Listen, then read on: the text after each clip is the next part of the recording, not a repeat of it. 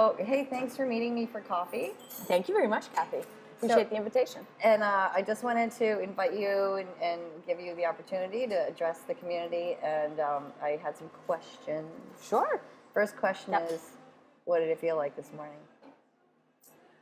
The first thing I thought about this morning was, okay, where are all my lawn signs? And how will I pick them up within the limit in the ordinance that lawn signs cannot be up? That's the first thing. Stared at the ceiling and thought of. What was the What's second? my plan? The second was, did I remember to bring my dogs inside? And then the third was why all of this was happening. It was like, oh my gosh, I am mayor-elect of Easthampton. A fog. It was a fog. Yeah. No. Congratulations. Thank you. Thank you. It is just a real, you know, I compare it to when folks have been wishing me well, like it's been such a wild ride. I said last night, you know,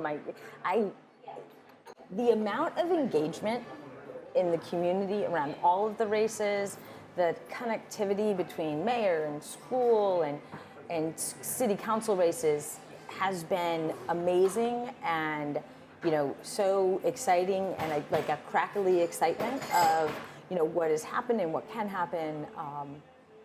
It's really been a lot of fun, tiring and certainly stressful, but fun about the potential of what a city can be based on what we are today. I am so excited to be a part of it, and extremely glad that I did actually bring my dogs in last night, so it was a win-win. That's part of the foster arrangement, isn't it? You have to take care of them and stuff. Yes, I do. And they recognize, they come to my name still. You know, I call them and they still come, but... I haven't met number 2, but number 1 is very cute. He's a very big whoopee. He is. Number 1 is back from his sabbatical at the dog watchers, but happy to be back in Easthampton. Yeah, and your shoulder is probably happy to not battle with him. Oh yeah, about washing. No, we had some. I got to figure out how to do the leash training. It'll happen. You know, bike path's right in the back of the house, so I'll be doing that. And you'll do that in between all of your municipal projects? You know, I'll do that at the beginning of the day. That works for my schedule and also the trail schedule. Pig is very demanding, and it's better when there's as few people as possible on the trail when we walk, and as few bikes, and it's just Pig and myself, the skunks, the chipmunks, and sometimes a bear, but mostly skunks and chipmunks. Very early in the morning, and then start our day with a nice clean head. Is he a big chaser? He's a big chaser. Yeah, he's a really big chaser. Yeah. Of anything and everything. Yeah. Best to guard exposure. Yeah, so early morning walks work best, for sure. So what were some of your impressions from this last election? I mean, I know that you said that engagement was amazing, and I agree. I think amazing the engagement. Yeah. People had lots of opportunities to engage. There was lots of discussion of the topics. There was a lot of sort of misinformation also, and I think that people found a way to be proactive and found a way out of that kind of quagmire of negativity. And I noticed on social media there was a lot of like, let's all get along type of postings, especially now that the election is over after everyone voted. I don't know, the takeaways, I mean, one, around the amount of information, you know, in the beginning when, you know, I was asked to participate in so many forums and debates, I was like, yes, yes, yes. And about 3 in, I was like, wait, what is this over information? Is this like, maybe I shouldn't have agreed to that? And right now, the takeaway for me is that the forums and debates were scheduled and structured in different ways. So folks who wanted to engage in different ways could, whether that's the speed dating or that was the town hall forum or the Lincoln Douglas debate. But also the way they viewed it and listened to it again or on the first time on the screen, it could be receptive in different ways. And I think that helped when we went into misinformation or something taken out of context. It was easy to kind of undo, you know, the tangles in the news and put out the facts as they were like. And I think that, you know, I went back and forth with it, you know, since July. And right now, as I stand back and I look at that, it was a good thing. I'm glad that I participated. I'm glad we all participated. because we all hear things our own way, and all hear best and see best in our own individual ways, and our schedules of interactions, I think, was helpful for the election. And I think it was also really interesting to have mayoral, city council, and school committee, very similar structures, formats, and in the room at the same time. I think it was very easy to see, how maybe one of my policy ideas would flow down to a school committee person's ideas, or vice versa. It made me think a lot about what I was saying and what I wanted to get done. I was very impressed also, not just with the voters that were engaging, but the candidates were really engaging. The candidates showed up. They showed up for multiple events. They showed up to listen. They showed up to talk. But much of that time they showed up to listen. And that was a little bit different than what we've had in past elections. So that's really encouraging. Yeah. No, I think especially, it's a small city. It's 16,000 people. Win or lose, we are all here today. And very likely in the next 48 hours after the election, we would see each other. Drive by each other. And I think that listening was important, one, because that's the size of our city. But I also think it was important because it helped me to understand who was coming forward in the community to run for another position that I wasn't. And even, to understand where, Joy was coming from. And really having that opportunity to speakeasy was really helpful to listen how folks were, what I thought I was very clear about with education. The comments at the speakeasy was certainly informed me that I was not there, and that people were looking for something, around a concrete school plan. That was really, really helpful. I like that. I'm just wondering if you would speak a little bit to, it seems that this community is craving leadership. Not that we don't have leaders, because certainly we do have leaders, and many of them are very effective, but it seems like what the community wants is someone to kind of take on and spearhead a direction, an almost moral direction, or an ethical direction that they want the city to go in. And we've talked about things like being a welcoming city, and whether that's around safe cities or sanctuary cities and all that stuff, which tends to be moot now anyway. But how do you see yourself, what is your plan going to be to provide that kind of leadership? How do you think that's going to happen for you? I think, I was thinking about this late last night. One of the interviews I had with a TV station or someone, and they talked about, you see leaders on a more local and regional level really reach out into what's going on nationally and bringing it home. And I don't think that that's what the call or craving or leaning of the voters are in Easthampton. I do think it is, though, there is a need, a quest, and ask for a leader who will think very clearly about these bigger point issues like healthcare, like immigration, and put them into digestible segments of information or policies and protocols that just lets the folks on Main Street here know that their leader is thinking about it, that they have their eyes up and out of how it distills down. How I do that as a leader, and I think it was a powerful part of my message that spoke to a lot of people yesterday, is to look at what we're doing, to listen and get a little more, clarity from all different parts of the population while community government goes on, to not then stir some kind of radical change, but say, okay, so where is this lack of clarity here? Or what are we going to do about healthcare costs? Or, let's look at, policing in the community and what are the concerns? Because we have some data that doesn't back up everything we might want to do. Where's the emotion? Where's the fact and fiction, and how to do that? And, it's juggling a lot of balls in the air to get that done. And it's not a fast conversation, but it's one of open ears and eyes a little bit, and trying to figure out, distill what folks are craving now in the next step that have been elected. What do you think the city's greatest strengths are? The greatest strengths starts with the resources. It stuns me every single day literally driving or walking around town to see the natural resources that we have, while the space that we have in conservation and preservation, but also the flexibility of space that we have to develop, whether that's the Mill District or infill in this area.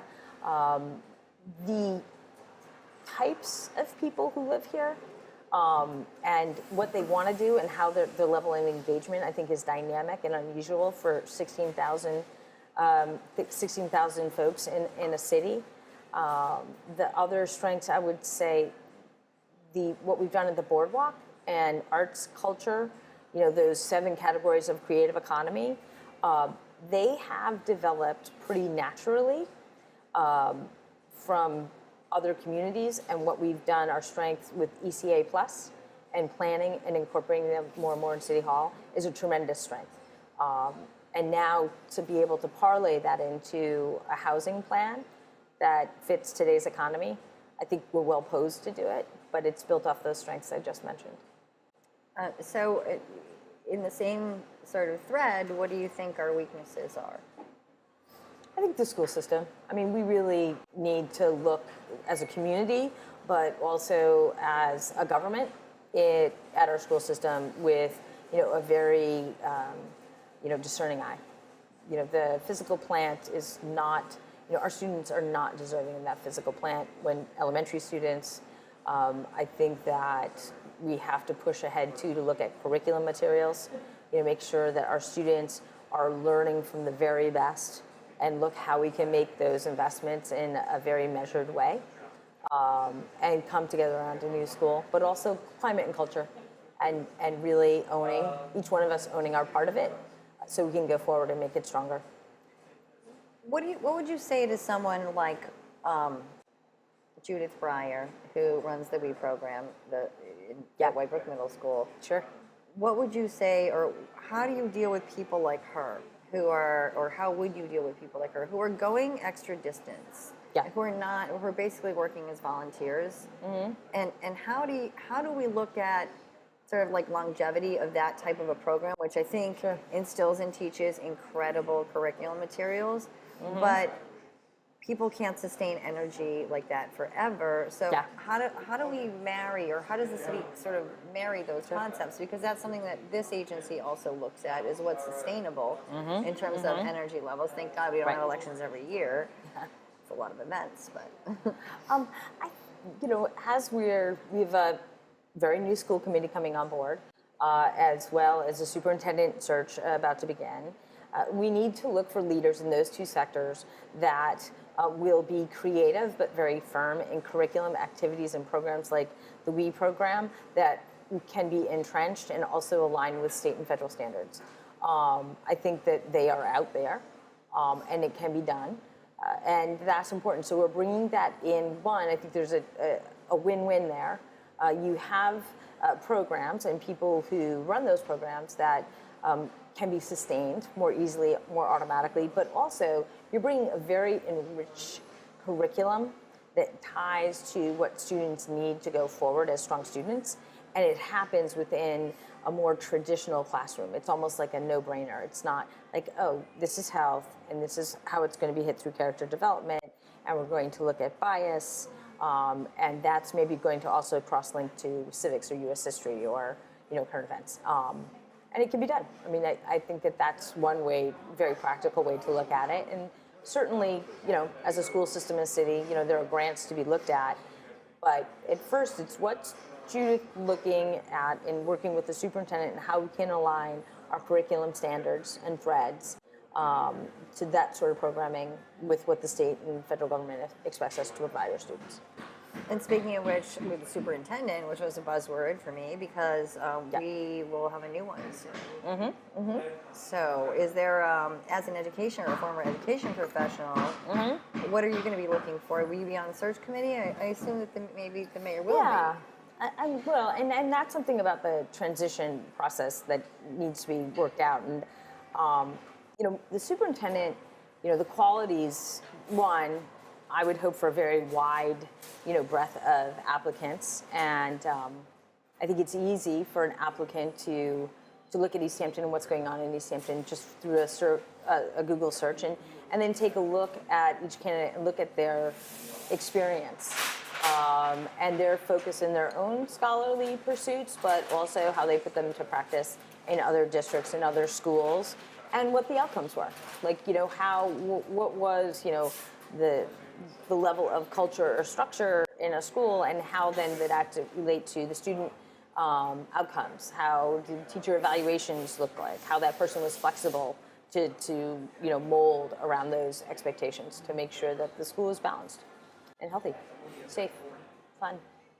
Everything a school should be. Pretty much. Yeah. I guess as a candidate, candidates always sort of, hope that they'll win, and you have to kind of put your best face forward and expect that you'll win, and sort of, what was it like for you when you actually won? So I actually, Kate and myself were in the car last night, and I was on the phone doing a radio interview, and I was asked a similar question, or it's like, did you expect to win? And I was like, no. I'm like, come on, it's like I've been a part of a lot of campaigns, and I mean, I knew what I was walking into, and it was going to be hard work, and for me, it was making a campaign plan and hitting a whole bunch of goals along the way and keeping my head down. If I kept popping my head up, it was like, oh, am I going to win yet?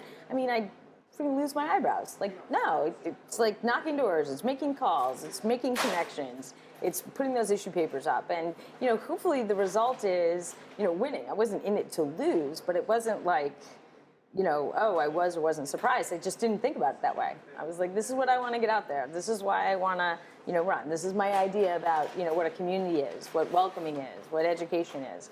This is how I want to bring in, the connections that I've made, throughout the last 20 years in schools and politics, and, make sure that grant money, keeps flowing. There's not really a lot of time to think about winning or losing. You just think about the data. Like, I have not knocked enough doors in precinct 1, so that's what I'm doing today.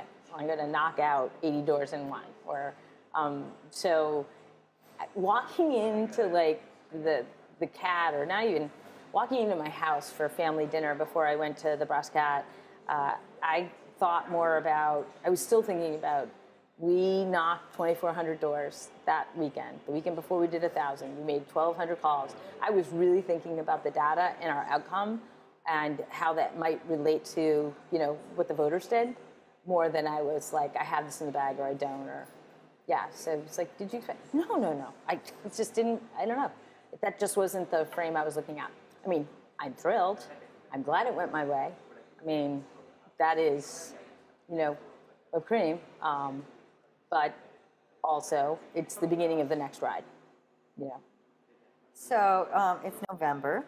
Thanksgiving's coming. Yeah. You will take office in January. Yes. What are you going to do in that chunk in between? What are your priorities for the chunk in between? I mean, the chunk is to work with, the current elected officials, but also department heads, to watch and to learn and to listen. This will be the first mayoral transition between a sitting mayor and incoming mayor that has not worked in City Hall. And the processes and procedures and the nuances will be much different. I have broad goals as far as a mayor, but the instant is, to get my hands around what's going on. It's not as if city government stopped during the election or, stops at any point. There's a whole bunch of stuff half underway and a quarter underway, and that will begin, in the next 60 days. It's not like it all begins again. There's not a reset button when I take office, in a second. It's, I need to understand what's going on and not to, decide, it's not my job as mayor-elect or mayor to march in with a plan and say, nope, throw that out. It's about, okay, what's going on and how we all work together and make sure everybody knows what's going on, and including me. And that is going to be a task. It's a short period of time to get in a lot of information. So my priority will be setting up communication channels, so communication information goes back and forth as much as possible, as much as appropriate, until I take office. How are you going to deal with having an assistant named Nicole? and on top of that, her name's not just Nicole, her nickname is Nikki. It's like, I don't know how many times Nikki, and I turned around, I was like, wow, how does that person know my name? It's like, oh, no, they're talking about Nikki. I was like, no, not me. So I don't know. I wonder if it was like in your office, you'd be like, oh, Nikki with an H. You want Nikki with an H. Yeah, is it Nikki with an H, right? And I sometimes spell it, CKY, and so I don't know. I mean, I'm fine being called by my middle name, Marie, if that makes it easier. So I'm good. I did think about that, though. I was like, Nikki, oh, it's okay. I actually got that text from a coworker, which was a big concern for him. So it's confusing. It's confusing. It's real. No, it is. We like to ask those hard hitters. There you go. What else? I mean, I know it's like last night. It's like a whirlwind cyclone of information and emotion and exhaustion, and there were some beers going on too last night. So the media, the people, the crowds, and it's just such a rush of elation, and now it's the day after. It must feel still a little bit not real. It doesn't. It doesn't feel real at all. I mean, driving here, I said to Kate, there are the lawn signs, and I'm still perseverating on like, how long do I have to get those down? And then it was like, oh, look at the election's over, and I'm like, oh shoot, we won! Like, wow, we won! And holding that, and holding the emotion. Like last night, folks were just over the top, elated but worried, and folks who weren't supporting me, who came, and I mean the intensity and the range of emotions, I was not at all prepared for its duration or how many different people it affected. I called it pretty close to real with my parents, who were just completely over the top, emotional, and just adorable. But there are other, it's still kind of, that's really surreal to understand really the burden, the privilege, and the humility of being in elected office. I mean, you really do. I said in a couple of, comments or speeches, I've heard the hopes, the dreams, and the struggles of the people of Easthampton, and I really have. And now they're right here. Like, I'm holding them going, it's pretty heavy. It's pretty intense. A lot of potential. Inspiring too. Yeah. Oh my gosh. I mean, the folks. I mean, the number of people who worked on the campaigns and not did so not just because they were looking for a place to get cold holding a sign, but because they really believed in something and they believed in their city, and not that they were against something, but they were like, I believe we can have better schools, and I want to stand here and hold this sign because I think that Nicole can do the best by our schools. It's not that no one else can do it, but and it was, it was palpable. It was very real for the volunteers, and or Annette, my favorite crossing guard out here, and talking to her about road safety and traffic calming, and Audrey and whatnot. They were attached to a campaign for very real reasons. I also noticed that at this campaign, people shared a lot of ideas, and some of them pretty good ideas. So it did have kind of a citizen collaborative feel to it for both campaigns, and that there was sort of a lot of feedback taking, and there was each camp, your camp and Joy's camp, also talked about a visioning process. And I was just wondering, maybe you could clarify a little bit more about how you would envision what that kind of process would look like, because there was a lot of discussion about it, and it seemed to me like a lot of people didn't understand the details, and also in this election there were kind of nuance that was missed, nuances that were important. I mean, for the visioning process, and looking at, I see it as almost building, go back to the school experience, a curriculum, a set of expectations, a curriculum for the city to look at, to be structured by, to go forward, that infuses into government. Starts with, with the ideas of the residents are, the expectations, based on the last visioning process and master plan, and how that happens and how we pull in folks is just changed. I mean, my big example in the election cycle was surveys. So paper surveys. they're not effective. You need to do them. A lot of grants will say, you need to survey. So that's one way. That's not the only way we can get that information and the ideas, and is it more town halls? And pulling that information together. The structure of what a visioning process looks like for a municipality, I really want to look at what structures the state has for that. Division of Local Services, Mass Works has done some stuff around what process we're going to capture the most information, and that information can stay dynamic and not static. What was done 20 years ago or 10 years ago, I don't think should automatically be adopted. I just want, if that happens to be the best way, great. But we need to double check. I really want to check on, before we go forward, we're using the right tools, the processes, we have the right timelines, so people have enough time to think about how to be involved or how to get their input in and what the next steps are. And that the vision is, clear around values, but fluid around implementation. I mean, not without teeth, but we have a lot of changes coming at us in the next 5 years. Never mind 10, around new industries and housing stock, schools. So our values and how we might implement or want to see them in our community from today until 2020 will probably be very different than 2019 to 2027. And to build a path vision that recognizes that and can be as fluid as possible without being a nothing document. I mean, I don't want to waste anybody's time. Doing something that may look pretty but isn't usable.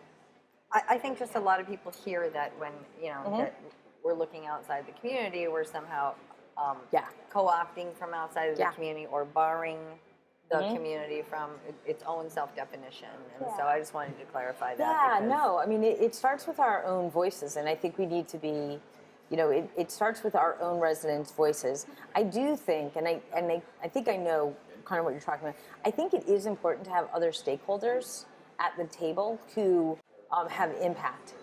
So complete streets.